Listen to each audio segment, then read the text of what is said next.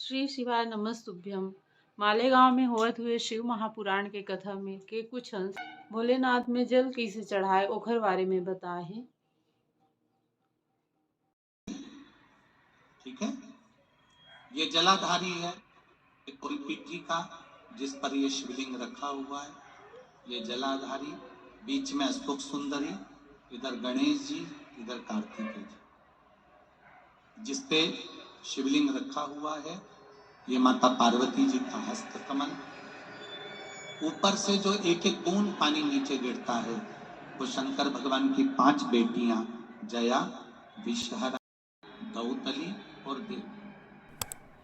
जब शिवजी को जल चढ़ा, शंकर भगवान को जल चढ़ाने के लिए सबसे पहले गणेश जी वाली जगह पर जल चढ़ाओ, फिर कार्तिकेय जी वाली जगह पर जल चढ़ाओ, फिर अशोक सुंदरी की जगह पर जल चढ़ाओ, फिर पीठिका पर जल चढ़ाओ, उसके बाद में शिवलिंग पर जल चढ़ाओ। जब अपन किसी कामना के लिए अगर जल चढ़ा रहे हैं तो उसके लिए हमको ये ध्यान रखना पड़ेगा। पहले कहाँ चढ़ाना है?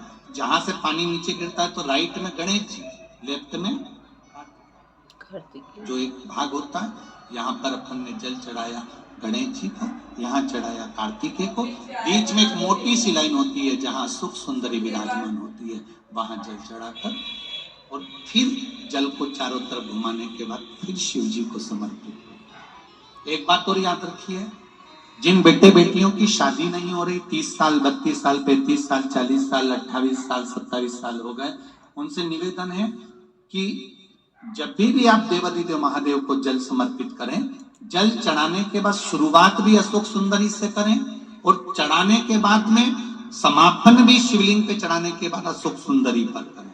जब हम कम से कम 3 महीना लगातार अशोक सुंदरी से जल चढ़ाकर, शिवलिंग पे जल चढ़ाकर अशोक सुंदरी पर जल की धार का विराम करते हैं तो ये निश्चित है कि बाबा देवादिदेव महादेव की कृपा से 3 महीने के अंदर विवाह पक्का हो ही जाता है। निश्चितता।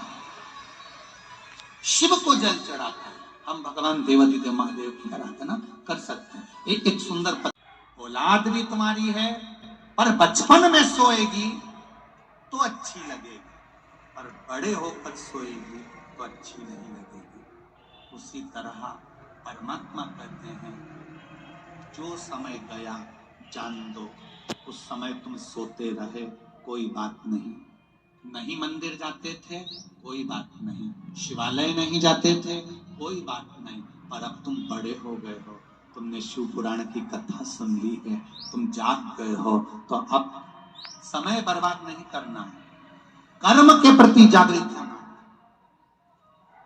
कार्य के प्रति जागृत होना और भगवान देवादिदेव महादेव से प्रार्थना कर अपने कार्य के प्रति आगे बढ़ना है। अब सोते हुए अच्छे नहीं लगते।